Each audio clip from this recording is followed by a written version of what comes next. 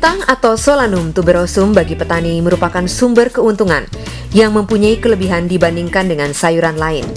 Kentang memberikan kembalian yang lumayan, mempunyai pemasaran yang baik dan tidak mudah rusak. Sebagai sumber kalori, protein dan juga vitamin, kentang biasa dimanfaatkan sebagai sayuran. Dalam agroindustri, kentang juga dimanfaatkan sebagai keripik kentang, kentang goreng atau french fries, dan pati kentang juga dimanfaatkan sebagai bahan kosmetik.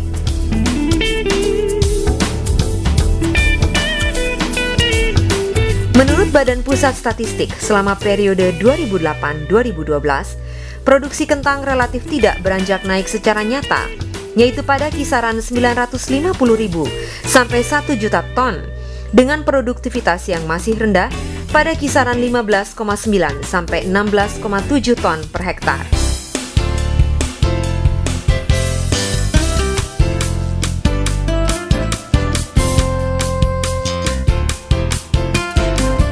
Produksi kentang selama ini masih mengandalkan kentang dataran tinggi.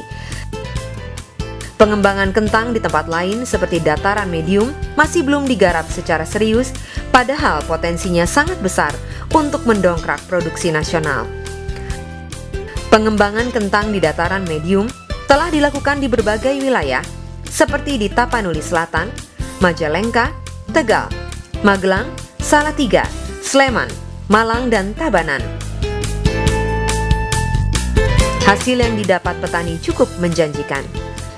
Di daerah tersebut, kentang ditanam setelah padi dan varietas yang sering ditanam yaitu varietas Cipanas, Aquila, DTO 28 dan DTO 33 yang mempunyai produktivitas antara 11 sampai 24 ton per hektar.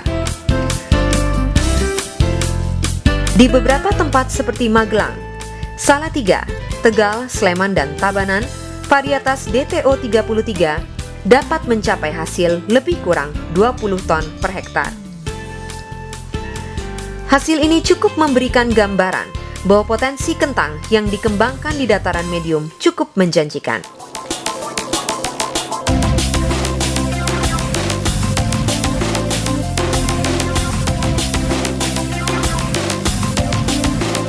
Pengembangan kentang di dataran medium memiliki tantangan tersendiri. Suhu tinggi serta pola curah hujan yang berubah-ubah dapat menjadi masalah dalam proses budidaya kentang. Kedua hal itu akan memengaruhi perkembangan tanaman kentang maupun OPT yang menyerang.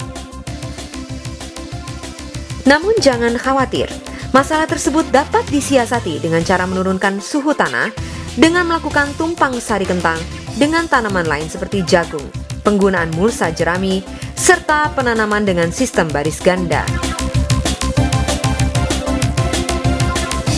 Pada tumpang sari kentang jagung misalnya, jagung ditanam 2 minggu sebelum penanaman kentang. Selain menurunkan suhu tanah, tanaman jagung juga dapat menurunkan intensitas cahaya matahari dan kecepatan respirasi tanaman kentang.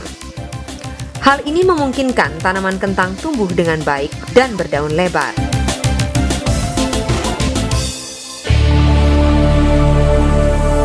Untuk menjaga ketersediaan air tanah, dapat dilakukan dengan membuat bedengan.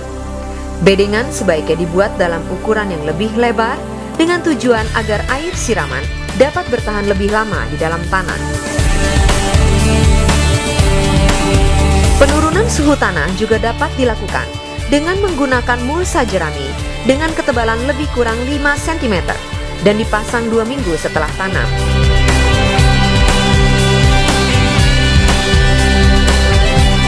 Selain menurunkan suhu tanah, mulsa jerami juga berguna untuk menekan populasi trips yang merupakan hama tanaman kentang.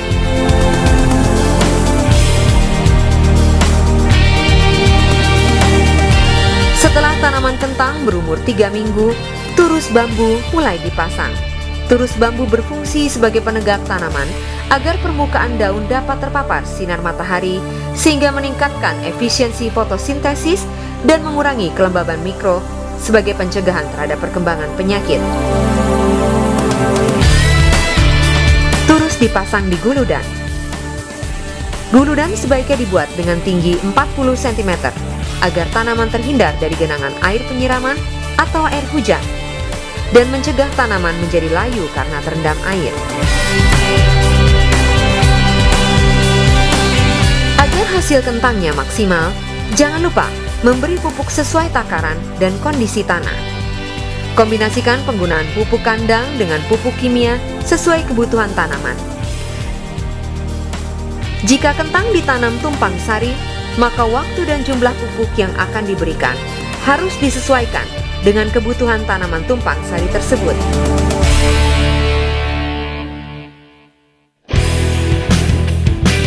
Gangguan OPT juga harus diwaspadai. Pasanglah perangkap lekat warna kuning, dipasang 2 minggu setelah tanam, sebanyak 50 buah per hektar, untuk mencegah serangan kutu daun, kutu kebul, dan lalat pengorok daun. Waspadai penyakit layu bakteri yang disebabkan oleh bakteri Ralstonia solanacearum. Tumpang sari kentang dengan jagung dapat mengurangi serangan penyakit ini. Pencegahan penyakit kentang juga dapat dilakukan dengan melakukan perendaman benih yang akan ditanam selama 15 menit dengan bakterisida streptomycin sulfat 20% dengan dosis 2 gram per liter. Cara lainnya adalah dengan melakukan penyiraman bakterisida kalsium hipoklorida 1% sebanyak 200 ml per tanaman dengan interval 1 minggu sejak 2-8 minggu setelah tanam. Pemberian fungisida berbahan aktif ganda harus dilakukan pada awal pertumbuhan tanaman untuk mencegah penyakit Phytophthora. Dengan menerapkan cara budidaya yang baik dan benar, kentang dapat berproduksi baik di dataran medium. Hasil yang diperoleh petani juga akan maksimal. Jika budidaya kentang di dataran medium bisa dilakukan di lebih banyak tempat lagi, maka produksi nasional akan terdongkrak.